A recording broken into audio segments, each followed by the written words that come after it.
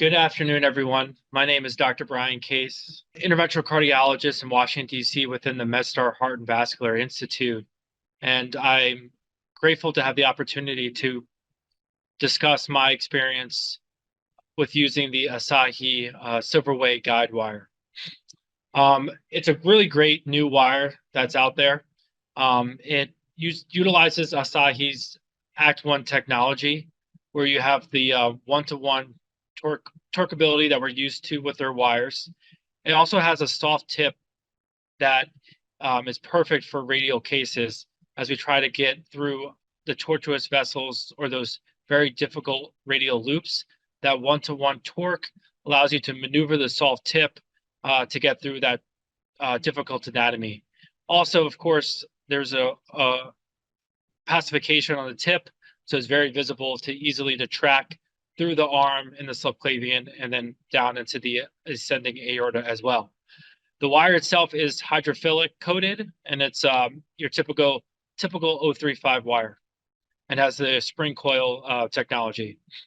So again, this is an excellent wire to be used for radial cases, as it can really help you overcome those very difficult, complex radial artery loops, along with those extremely tortuous subclavian artery vessels as you're trying to get down into the ascending aorta. And I'll have a few examples demonstrating that.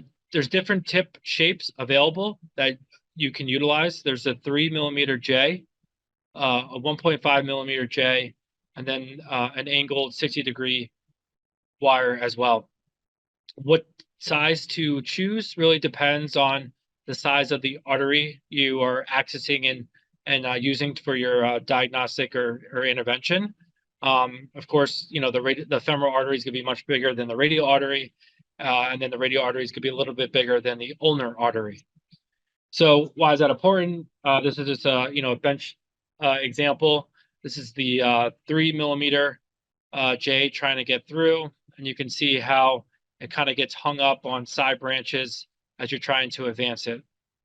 Versus here on the right, this is the 1mm J with that soft tip. It easily gets through, passing any side branches. So, of course, that's the technology. It's easy to talk about, but let's see some cases.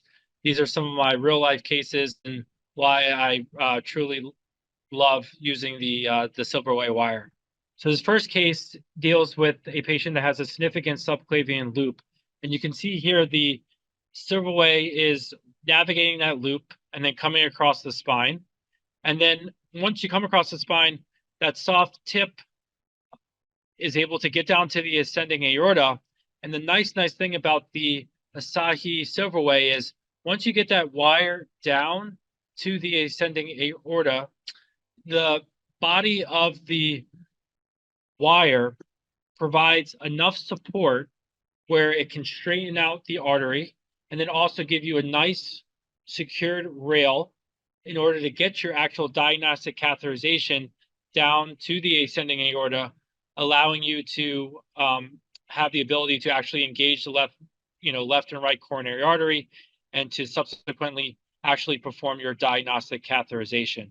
So not only is the Silverway giving you the torqueability and maneuverability to get through these kind of loops or tortuosities, but then it has the support to provide you enough of a rail to bring that catheter down to actually perform the catheterization itself. This is another example here of the same concept. This is a Merit 035J wire. This is your typical workhorse guide wire that comes with the kit to do your diagnostic cath. We're meeting resistance, and I cannot torque the wire to get down. Here on the right, you can see the Asahi wire, is easily maneuvering around that bend and tortuosity and coming down into the ascending aorta. And then once we're down there, again, because of that body of the Silverway wire, I can easily manipulate the soft tip down to the ascending aorta, and then over that body wire is bring the catheter down, straighten out the vessel, and have nice torqueability in order to engage my catheter into the left main coronary artery to perform the diagnostic catheterization. So this is it one more time. One last example here. Again, we're facing a loop, and this is the Asahi wire that's going through the loop. And then you can see once it gets down to the ascending aorta, that loop that we initially were experiencing is now straightening out. We have that nice rail in order to perform our diagnostic catheterization. The last case I wanted to show was really the benefits of that Asahi Act 1 technology, the torqueability, the one-to-one torqueability, and then the soft tip of the Silverway wire that allows you to maneuver it through difficult tortuous vessels.